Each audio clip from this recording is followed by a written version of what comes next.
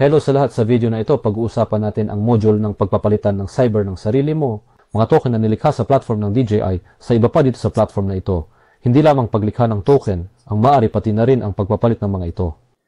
Sinusuportahan ng 5 magkakaibang network. Ipapakita ko sa videong ito gamit ang network ng Telegram na ito, ang TON, Network TON, at bago ka magsimula sa paglikha ng token, paggawa ng cyber exchange card at ang cyber exchange mismo, kailangan mong magparehistro dito sa platform.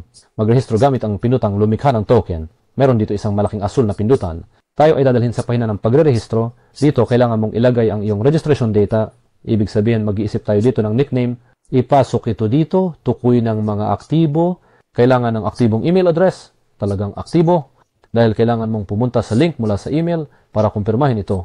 Lumikha ng password, kumpirmahin ang password dito, ilagay ang invitation code. Kung wala kang isa, makikita mo ito sa ilalim ng video na ito. Ilalakip ko rin dito ang QR code. Kapag nag-click ka dito, ang code ay automatikong mapupunan na dito. Lagyan ng check na sumasang-ayon ka sa mga patakaran ng paggamit. Kailangan basahin muna ang mga ito bago sumang-ayon. Dumaan sa CAPTCHA, pinutin ang create account button. Ang account ay malilikha at kailangan mong kumpirmahin ang iyong email. Ibig sabihin, suriin ang iyong email dahil may darating na liham mula sa Dojin. Kailangan mong pumunta sa link mula sa liham na ito at ang account ay magiging ganap ng handa sa paggamit. Na-register ko na ang account ko in advance. Ibig sabihin, lilipat lang ako ngayon sa aking personal na dashboard. Ganito ang hitsura ng dashboard. Dito, maaari mong makita lahat ng mga available na tokens, ano man ang meron kayo dito, anong mga na-create na cyber exchanges, cyber exchange cards, at iba pa, nakalista lahat dito. Ipapakita ko, uulitin ko, sa halimbawa ng TON network, kaya direct ang makakapunta ako dito, lahat dito ay 0, wala pang mga token na nalikha dito. Bago lumikha ng mga token, hindi sapat na magparehistro lamang, kailangan din nating lumikha ng mga wallet. Dahil sa TON, ang wallet ay kailangan ding nasa network. Kung wala ka pang mga wallet, ngayon ang tamang panahon para gumawa kung saan tayo gumagawa ng mga wallet. May dalawang pagpipilian sa prinsipyo. Ibig sabihin, ang una ay ang TON Hub, at ang pangalawang option ay ang TON Keepa. Ipapakita ko sa halimbawa ng ThinPen na na-install ko na ibig sabihin yung dalawang wallet na hindi ma-access parehong magagamit sa mobile device at accessible sa version ng desktop. Ngunit ang TON Hub na aking tinitingnan dito ay may download link lamang para sa mga mobile version. Ibig sabihin ay iPhone, Android. Nag-aalok din ang TON Keepers iPhone, Android at desktop version ay available dito. At meron ding browser extension na napaka-convenient. Sa akin halimbawa, mas maginhawa itong gamitin. Laging gamit ang mga extension ng browser, kaya naman agad ko itong na-install dito. Ano ang kailangan gawin? Pumunta lang tayo dito, halimbawa ng browser extension o nag-install ako ng TON Keeper, i-click ang kaukulang button. Gusto kong ilagay ito sa Chrome. Halimbawa, piliin mo ang browser na ginagamit mo, bukas ang link sa bagong tab na magdadala sa atin sa pahina ng extension na ito kung saan kailangan lang natin itong i-install. Nakalagay sa akin na tanggalin kasi na-install na lahat at naka-install na ang extension sa inyo. Makikita mo ito dito pagkatapos. Lumipat tayo dito. Muli ako ay nakarehistro na sa wallet. At direktang ipinapakita sa akin ang dashboard ng wallet na yon. Kailangan mo pindutin dito ang ilang mga pindutan. Sa tingin ko magparehistro o gumawa ng something like that ay magmumungkahi na lumikha ng wallet. Set ng parirala, ang tinatawag na passphrase para sa access sa wallet. Mula 12 hanggang sa tingin ko mga salita. O mula 20. Hindi na ako sigurado. Kailangan mo itong isulat sa somewhere at mag-isip din ng password. Lahat ay na-set up na sa iyong wallet. Sa literal na 2 hakbang lang. Kailangan ko sa tingin ko madali mo malalaman ito dito. Walang komplikado dito. Lahat ng link para sa mga wallet ng TON Keeper at TON Hub makikita mo sa description sa ilalim ng video na ito. Ilalakip ko rin dito QR codes para diretso kayo makapunta sa kanila gamit ang QR codes. Balik tayo sa dashboard. At pagkatapos ng lahat ng paghahanda, ibig sabihin ay pagre-rehistro sa platform ng Dajin, paggawa ng wallet, maaari na tayong magpatuloy sa paglikha ng ating sariling token dito sa platform na ito. Para dito, lumipat tayo sa tab na Creating a Token. Dito, itatapon tayo sa page ng paggawa kung saan kailangan mong punan o mas tama, kumpletuhin ang mga kailangang field title. Ito yung pangalan ng iyong token. Pipiliin ko ang pangalang Cyber Butterbyte, simbolo ng iyong token, hanggang sa 5 malalaking titik. Tawagin natin ang token na Bytex. Ang bilang ng mga token na ilalabas ko ay ilalagay ko dito sa pinakamataas. Iwan ang bilang ng mga karakter pagkatapos ng quit sa default na piliin ang network kung saan ilalabas ang token.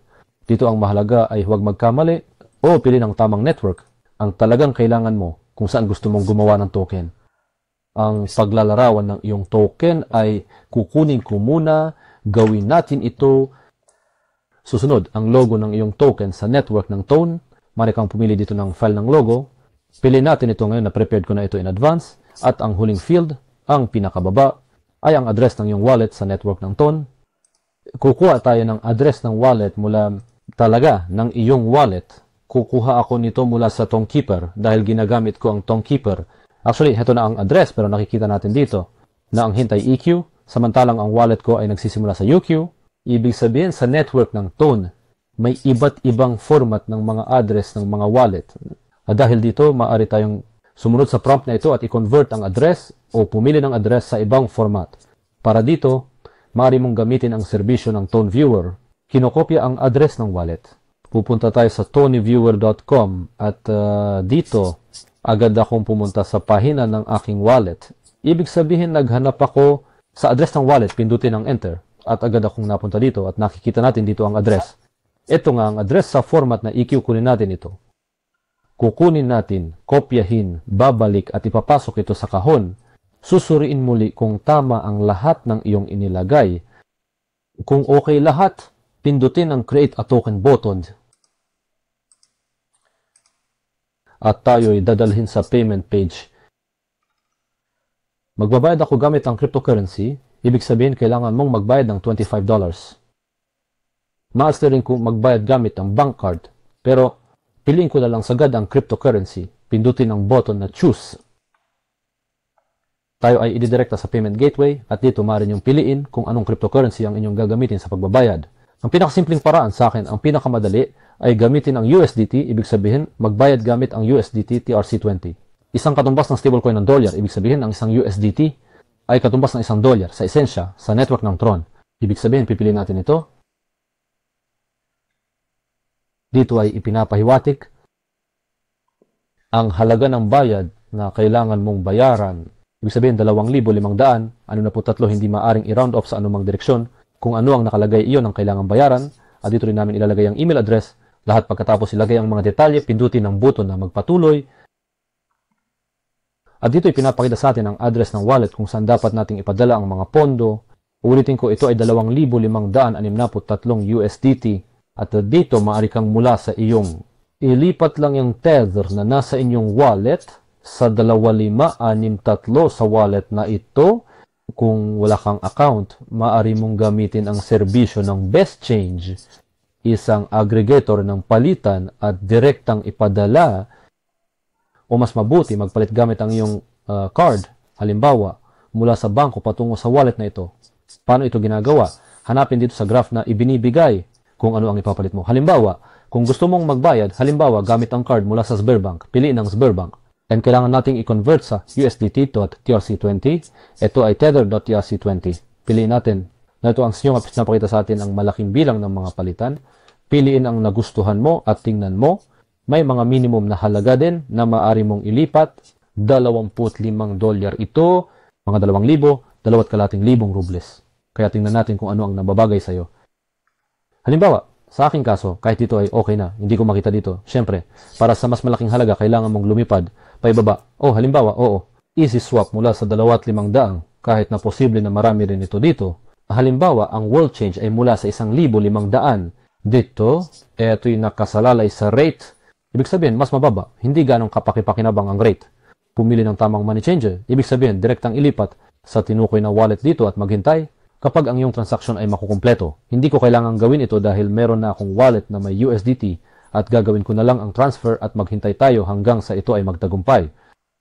Kaya lahat ay handa na. Nagbayad na ako. Ngayon tingnan natin kung ano ang lagay ng paggawa ng token. Pindutin ang pindutan para bumalik sa tindahan.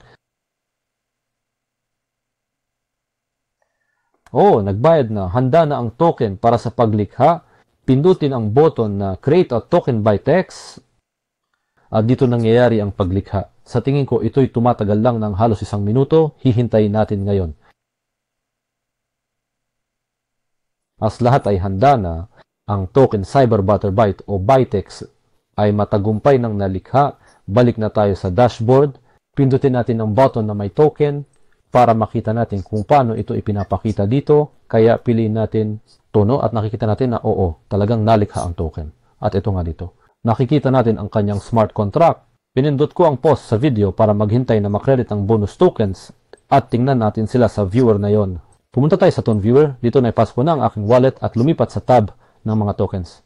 At tulad ng nakikita mo, ang aking sariling token na ginawa dito, nakikita namin. Sa bilang na 1 bilyon na piraso. Pagkatapos, binigyan kami ng mga tokens na dislike, love. Ang like ay bonus tokens at binigyan din tayo ng Cyber Euro bilang bonus tokens sa dami ng 1,000. Gamit ang mga Cyber Euro na ito, magagawa nating lumikha ng exchange card at idagdag natin agad ang mga token sa wallet. Sa manifest na layer, ito ay ginagawa napakasimple. Lumipat tayo dito sa extension, pumunta tayo sa settings dito. Meron na kaming isang section para sa mga token at maaari nating piliin ang mga token na meron tayo sa wallet. Ibig sabihin ay maaari nating halimbawa piliin lahat ng ito at ipapakita ang mga ito dito mismo sa tab ng wallet. So nakikita namin dito ang tone at lahat ng mga tokens na meron kami sa aming wallet. Idinagdag ko sila kaya hayaan na natin sila sa ganon. Pagkatapos dahil kailangan nating ipadala sila. Kaya mula dito ito ay magiging mas maginhawa na gawin. Bumabalik dito, magpatuloy tayo. Ngayon ay lilipat na tayo diretso sa Cyber Exchange. Ang Cyber Exchange ay ginagawa natin sa tab na Web3 Exchange. Pumunta na tayo doon agad. Ibig sabihin sa loob ng Cyber Exchange, ano ang magagawa mo? Maaari mong ipagpalit ang isang token para sa isa pa. Maraming network ang suportado dito. BNB, Polygon, Tron at Tone. Well, dahil pinag-uusapan ko muna tungkol sa Tone, gumawa ng token sa Tone, naturally, gagamitin ko din ang Tone dito. Ibig sabihin, sa pahinang ito, kapag kayo ay napunta dito, makikita ninyo ang mga pares na na-setup na dito. Ibig sabihin, yung mga nilikha ng ibang users, idinagdag dito o ng administrasyon.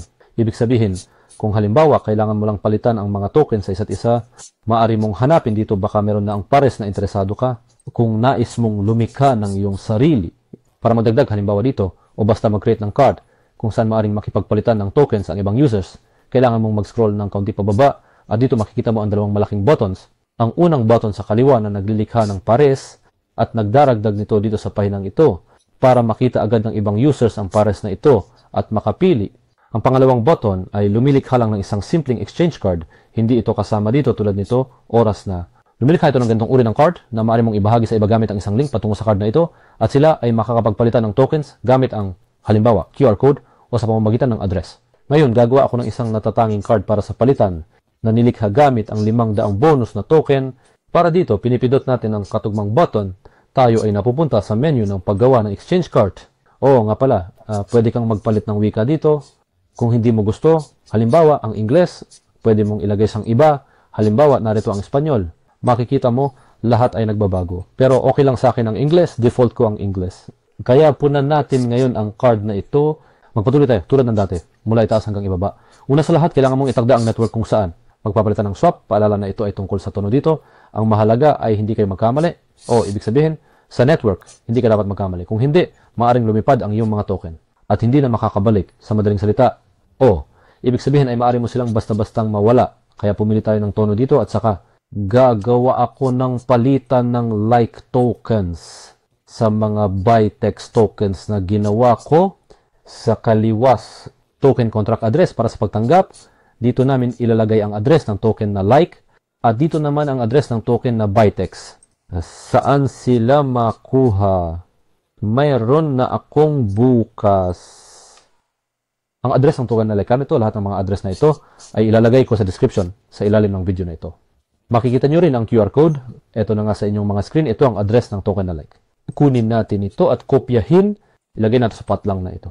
Pagkatapos, kailangan natin ang Bytex token na kakagawa ko lang. Ibig sabihin, ito ay iyong token na yung ginawa. Narito ito. Ibig sabihin, binuksan ko rin ito ng maaga.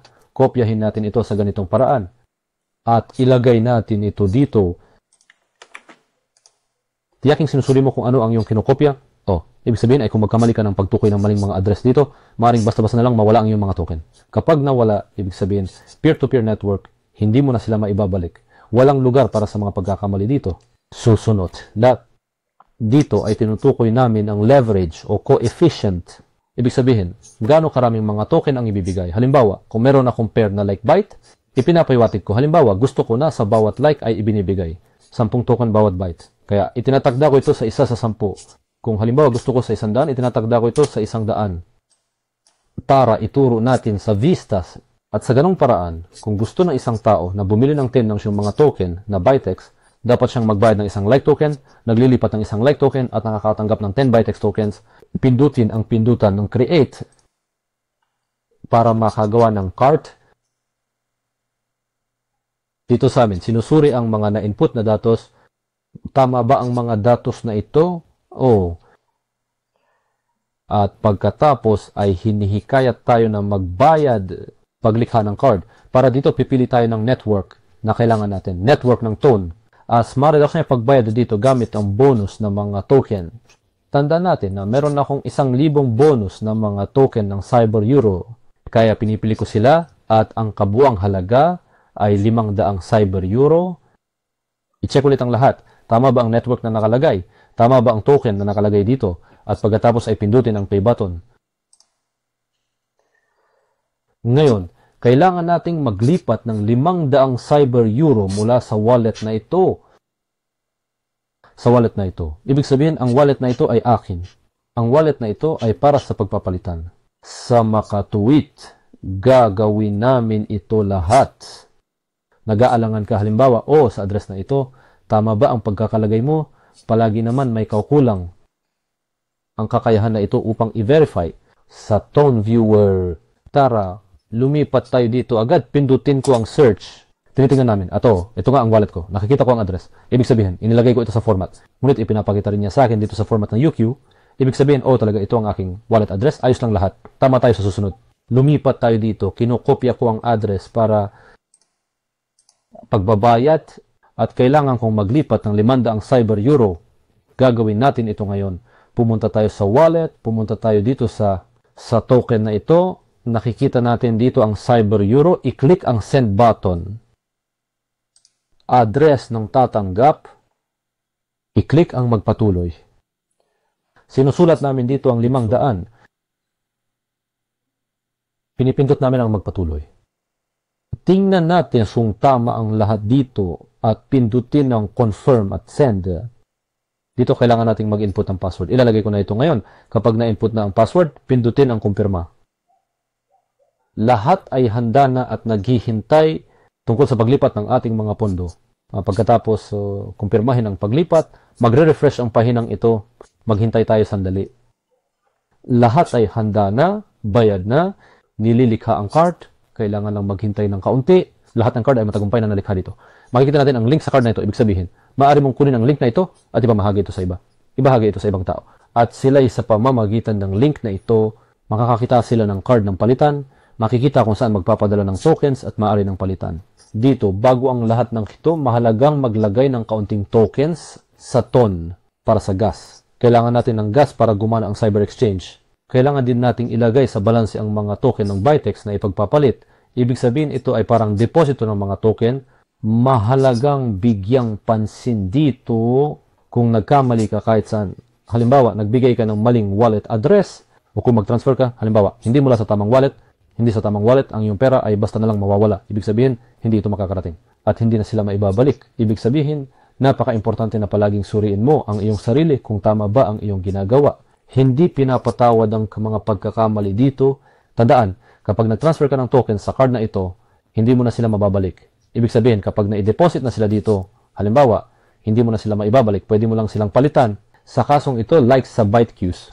Ang peer-to-peer network ay gumagana sa isang direksyon dito. Mahalaga rin itong tandaan. Kaya huwag magkamali, pero palagi mong mapupunan ang card. Mag-reload gamit ang gas, mag-reload din gamit ang mga token na magpapalitan. Sa madaling salita, gumagana ito ng maayos dito. Kaya ngayon, kailangan ko lang magdagdag ng kaunti sa gas dito. Meron na akong konti, pero gusto ko lang gumawa ng mas marami para lang sigurado. At siguraduhin sinusubaybayan mo itong indicator na ito dahil kung kulang sa gas, hindi gagana ang palitan at maaari ka ring mawala ng iyong transaksyon. Pan maglagay ng mga token sa Bytex balance ngayon. So, ano ang kailangan gawin? Ipadala mula sa wallets na nakalink sa Dejin. Ibig sabihin, mula sa wallet na iyon ng TON na nakalink sa account na ito. Sa wallet na ito na nakalagay dito sa card, kaunting tono lang, kopyahin natin ito. Lumipat tayo sa Tone Keeper. Habang nag-pause ako ng video, nagdagdag ako ng kaunting tono. Nagpapadala tayo dito, ibig sabihin, pinipili natin na magpadala. Dito, piliin natin ang address ng tatanggap. Pwede na rin gawin ito. Pwede mong piliin muna ang ton. Bago magpadala, hayaan mo na gawin natin ito. Address ng tatanggap. Nagpapadala pa rin ako ng tonelada, tama? Ilalagay natin dito ang address na kinopya natin mula dito. Ito ba? Magpatuloy. Magpapadala ako ng 300 kilo nito. Sa prinsipyo, sapat na ito para makagawa ako ng ilang transaksyon. Tiyak na sapat na. Oo, higit pa nga, pindutin ang magpatuloy. Surin ulit kung tama lahat.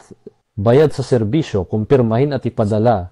Sige, ngayon ilalagay ko ang aking password. Pindutin ang kumpirmahin. Lahat ay handa na. Mga token natin ngayon, magpapadala na, magpapatunay. Kailangan lang maghintay ng kaunti, talagang kaunti lang. At saka i-refresh natin yung pahina, baka dumating na sila. Oh, nakikita natin na dumating na ang mga token. Magpatuloy sa gas. Mas tama, hindi token kundi tonelada. Ang gas ko ngayon ay hindi na 003 kundi 033. Ito, sa prinsipyo ay sapat na. O, ngayon ay isalin natin ang mga token ng Bytex. 50,000 dito. Gawin ito sa parehong address. Ibig sabihin, kinopya natin ito ulit at lumipat sa thinper. Ako na ang pipili dito. Hindi tonelada, kundi bytes. Ibig sabihin, ako ang magta-translate nito. Pindutin ang send at ilagay din ang address ng tatanggap kung saan ito ipapadala. Pindutin ang button na magpatuloy magpapadala ako ng 50,000 piso sa card na ito. At pindutin ang continue button. Sige, double check lang natin ulit para sigurado. Okay, 50,000, 50,000. Commission 0.06 tonelada. Kumpirmahin at ipadala. Okay, muli akong mag-i-input ng password. Okay, pindutin ang kumpirmahin. Tapos na. Natapos na ang paglipat. Ganyan din ngayon. Kailangan lang maghintay ng kaunti. Pag nakumpirma na, mag-refresh tayo ng pahina. Tingnan natin. Oh, dumating na ang mga token. Lahat ay napakabilis. Ngayon, meron akong 50,000 Bytex tokens sa aking balance at may gas para sa palitan. Ibig sabihin, lahat sa yugtong ito ay maaari mo nang ipagpalit mga token sa pair na ito, like sa Bytex, at lahat ay gagana ng maayos. Perfecto. Okay, hayaan mo akong ipakita sa iyo ito ngayon. Susubukan nating bumili ng counting likes o sa halip, bumili ng counting byte tokens gamit ang likes. Sandali lang, ihahanda ko ang wallet, ipapost ko ang video at babalik tayo. Kaya nga, para sa demonstrasyon, inihanda ko ang wallet at pinangalanan itong investor para hindi malito. Dito, agad akong naglipat ng kaunti pang tono para sa gas at 10 token ng like. Ibig sabihin, naalala natin na ayon sa tinakda natin dito sa cart, may leverage na 1 sa 10 ratio na ibig sabihin, para sa isang token like, ito ang magiging sa atin. Para sa bawat 10 likes, makakatanggap tayo ng 100 byte tokens. Ano ang kailangan para maisagawa ang cyber exchange? Sa address na nakalagay sa card ng palitan, kailangan lang mag-transfer ng like token. Sa nais na dami halimbawa ay 100. Makakuha ng byte coins kaya nag-convert ako ng 10 likes. Gusto ko doon ng 1,000 kaya 100. Depende sa leverage na ito dito. Na ipinakita natin ngayon, gawin natin itong produkto. So nalaman ko na sa web version ng Tongkeeper, sa pamamagitan ng extension, kung magbabayad ka, maaaring magkaroon ng ilang mga error. Ibig sabihin, hindi ito palaging gumagana ng tama. Stable at tama, kaya ngayong beses ay gagawin ko ang transaction gamit ang aking smartphone. Ibig sabihin, app mula sa smartphone, iscan ngayon ang QR code na ito. Gawin ko na ito. Lahat ay handa na. Ang transfer ay matagumpay na naisagawa. Maghintay lang tayo ng kaunti hanggang ito ay makumpirma din. Kaya i-refresh natin agad ang pahina at tingnan kung ano ang nangyari dito ngayon. Sa ngayon, iyon lang. Gas tulad ng nakikita ko, ang halaga ng gas ay nagbago. Ito ay nagpapahiwatig na ang transaksyon o mas tama, ang cyber exchange ay gumagana ngayon. Kailangan nating maghintay ng konting panahon. Tingnan natin kung ano ang nasa wallet. Umalis na ba ang mga tokens ko? Totoo, umalis na ang mga tokens. Dito ako may mga likes, hindi ko sila makita. Dahil wala akong mga ito ngayon. Kailangan kong maghintay ng kaunti. Ang cyber exchange ay gumana at dapat ako makatanggap ng kredito sa aking balanse. Nag-transfer ako ng 10 likes. Kung katumbas ito ng 100 tokens sa Bytex, dapat silang makredit dito. Ay matutukoy. Hayaan mo akong maghintay ngayon, ilalagay kong video sa post at babalik tayo para tingnan. Ilang sandali ang nakalipas, i-refresh natin ang page. Tingnan natin, malamang may nagbago na dito. Sige, i-refresh namin. At ano ang nakikita natin? Nakikita natin na nagbago ang balanse dito. Nagbago rin ang balance ng gas dito. Ito ay nagpapahiwatig na gumana ang palitan. Tingnan natin ngayon sa wallet. Kaya namin binubuksan ang manipis na pinto dito. Kailangan mong magdagdag ng mga token. Kung hindi mo pa nagawa yan, gawin natin yun mga token. Cyber Barter Byte ay narito na nakikita ko na ngayon ang mga token ay talagang dumating. Ibig sabihin, narito sila sa aking balanse. Nagpapahiwatig ito na ang palitan ay gumana ng walang anumang problema. Nagpadala ako ng mga token ng may gusto. Wala akong mga ito ngayon dahil ipinadala ko na lahat. Meron akong 10. Ipinadala ko lahat ng 10. at nakatanggap ako ng Bytex token sa tinukoy na rate dito. Napakasimple lang. Sa ilang hakbang lang at nakuha ko na ang aking mga token. Sa ganitong paraan, maaari ka rin kumilos. Oo, ibig sabihin, maaari kang magpalitan ng mag-isa o ipaubaya ang card na ito sa ibang tao. Siya ay magpapalit. Ang kailangan mo lang ay ilipat ang like tokens dito at kapalit ay makukuha mo ang Bytex. At pansinin nga pala ang gas. Ibig sabihin, gusto kong sabihin, meron akong dito ay 0.3. Sa tingin ko, 0.3 ng gas ang naroon. At pagkatapos ng isang operasyon lang, nakatayo na siya ng 300 parte ng 1,000. Ibig sabihin, mahalaga na panatilihin balance ang gas sa account ng card na ito. Kung hindi gagana ang iyong cyber exchange, bantayan ito. Mas mabuti kung ang iyong exchange ay sapat na sikat, magandang ideya na maghawak ng mas maraming gas dito. Bantayan ito para hindi ito biglaang maubos. Oo, siguraduhing bantayan ito as tungkol sa isang paksa tulad ng mga transaksyon sa network ng Tonk. Maaari tayong tumingin sa mga transaksyon sa serbisyo ng TonViewer. Ipapakita ko sa inyo ang isang halimbawa ng transaksyon. Ibig sabihin, narito lahat ng siyong mga transfer, ilang mga pagbili, o lahat ng ito, maaari mong tingnan lahat ng ito. Ibig sabihin sa TonKeeper. Ito ay ginagawa halimbawa. Dito ibig sabihin maaari tayong lumipat sa tono. At makita kung kailan natanggap ang mga pondo, kung kailan ito ipinadala. Ibig sabihin, lumipat tayo dito. Ito ang hash ng transaksyon. Sa pagpindot sa button na mas detalyado, itinatapon tayo sa serbisyo ng pagtingin sa mga transaksyong ito. Pero mas sanay akong gumamit ng TonViewer. Ito ang hash na talaga kung pinasok ang address bar, maghahanap pa ng transaction hash sa pamamagitan ng paghahanap. At tayo ay dadalhin sa mismong transaksyon. Dito natin mababasa anong mga detalye ang nakalagay. Sino ang nagpadala ng pondo? Kanino? Ibig sabihin, mula sa aling wallet papunta sa aling wallet, ilang pondo ang na-transfer sa kasong ito. Ito ay isang token ang naipadala. Maaari mo ring makita dito ang chain ng mga transaksyon. Maaring tignan ng bayarin. Maaari dito iwan ang komento sa transaksyon o mas tama, komento sa paglilipat. Ang komentong ito ay makikita sa transaksyon at ang pinakakagiliw-giliw, maaari nating i-encrypt ang transaksyon at tanging ang taong detalyadong impormasyon, ang ibig kong sabihin, ay para lamang doon sa mga ito ay nakalaan. Napaka-convenient na bagay ito. Ibig sabihin, meron tayong ganyang kakayahan at syempre, para sa mas detalyadong impormasyon, maaari mong makita dito sa ibaba. Iba't ibang commission, gas, at iba pa. Lahat ng ito ay maaaring tingnan dito ng mas detalyado tungkol ito. Sa katunayan sa cyber exchange mismo, paglilipat. Sa pangkalahatan, paglilipat sa network ng Tonelada. Huwag kayong magmadali sa pagsasara ng video na ito dahil meron akong malit na bonus para sa inyo. Tatagal lang ng 2 hanggang 3 minuto. Pag-uusapan ko ang tungkol sa isang napaka-interesanteng kurso sa pagpapatakbo ng isang cyberstore. Maras ditong makita halimbawa sa Yandex sa pamamagitan ng paghahanap sa Cyber Academy of the New Economy. Dito ang unang link ay talagang tumuturo sa kursong ito. Ipapakita ko sa inyo ito ng mabilis at maikli at sasabihin ko kung paano ito mabibili ng naaayon. Tinatawag itong Cyber Academy of the New Economy. Tinuturo nito ang pagtatrabaho sa isang cyberstore. Mabibili mo ito gamit ang tokens. Bumili na ako nito ng maaga. Pwede mong tingnan ang proseso ng pagbili sa isa pang video.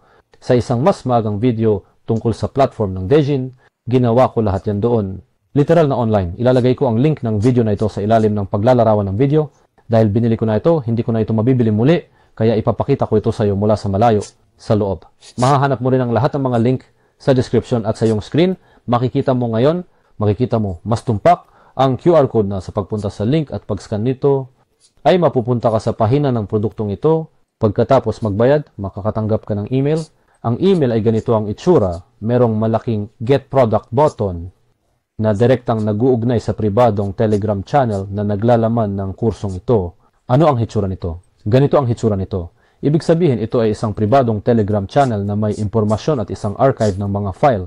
Iba't ibang mga video iyon para sa iyong pag-aaral, mababasa, at malalaman mo ang lahat ng ito.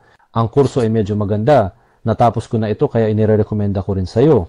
Ulitin ko, iscan ang QR code, pumunta sa link at mapupunta ka sa pahina ng tablet na ito. Kaya hayaan mo ako magbigay ng mood ngayon. Sa video na ito, natutunan natin kung paano gumawa ng isang palitan ng card. Natutunan din natin kung paano lumikha ng ating sariling mga token at kung paano lumikha ng pares na ito para sa palitan. Ipinakita ko sa inyo kung paano magpalit ng tokens gamit ang exchange card na ito. Ipinakita ko rin sa inyo isang maikling at kawili-wiling kursong tungkol sa pagtatrabaho sa isang cyberstore. Kasya tayo sa loob ng 30 minuto. Ulitin ko, lahat ng mga link ay mahahanap sa ilalim ng video na ito. Naglagay ako ng QR code. Sa pagtalakay ng anumang paksa, makikita mo rin sa iyong screen ang isa pang QR code. Sa pamamagitan ng QR code na ito, maaari kang mag-donate ng mga token. Kung nagustuhan mo ang video na ito at nais mong suportahan ang aming gawain. Dito, tatapusin ko na ng dahan-dahan. Good luck sa lahat at paalam sa inyong lahat.